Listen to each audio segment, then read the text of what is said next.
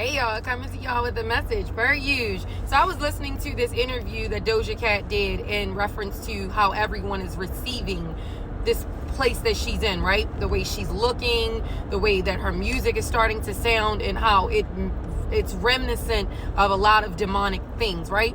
And the gentleman that was doing the watchback replay or reaction video to Doja Cat's interview was that even though Doja Cat might not consciously be choosing to make her art form of music and personification through her imagery connected to demonic and the dark side of life, what we practice and what we spiritually connect ourselves to, meaning who we fellowship with, who we spend time with, the things that we listen to, and the things that we create have everything to do with our internal makeup, right? So if she's internally in that Hollywood industry, which I'm going to do a podcast about soon, it shows how so many of them subscribe to occultic and Illuminati practices, right?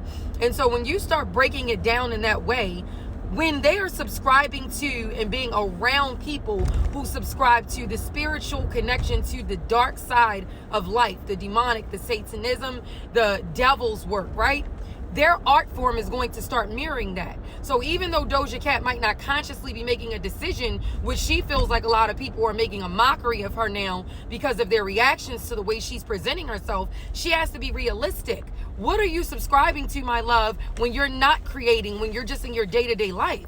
Because that has everything to do with how your music and your look is transitioning through our perspective. And you can't get mad at someone when you are an artist presenting your art form to the masses. You can't get upset when everyone has reactions toward it. Just like I create art every day, everyone is not going to subscribe to what I talk about, and that's okay. I can't get mad at everybody that doesn't rock with me, just like I can't expect everyone to receive what I say. You're gonna have harsh critics and you're gonna have very great ones. At the end of the day, you have to be real with yourself and how I presenting myself to the world.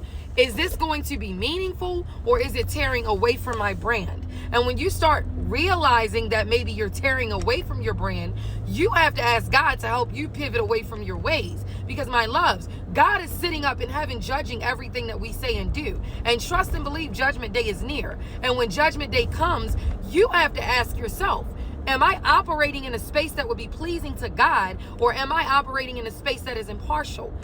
A place that even I don't fully understand. Because whatever you cultivate in the spiritual realm is going to manifest in the physical. 20% of what we do is physical, 80% of it is spiritual. So my loves, with this example of Doja Cat in the industry, I ask you to look at yourself in the mirror and ask yourself, how am I showing up spiritually? And then start looking at how you're showing up physically. What you do matters to him, not anybody else but him. Be on the right side of his judgment, my loves. I hope this message helps someone. Talk to you guys soon.